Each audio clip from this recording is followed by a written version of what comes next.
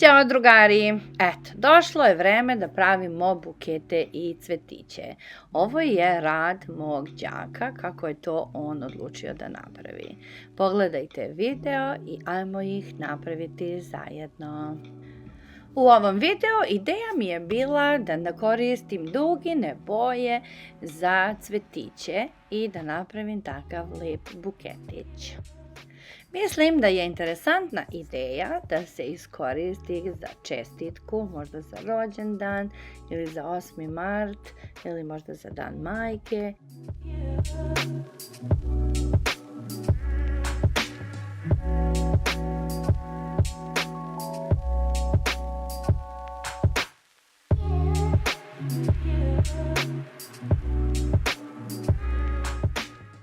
Ako vam se svidjela moja ideja, zapratite moj kanal za još lepih idejica. Za vas je to samo jedan klik, a meni znači jako puno. Hvala vam puno i vidimo se uskoro sa novim idejama. Ćao!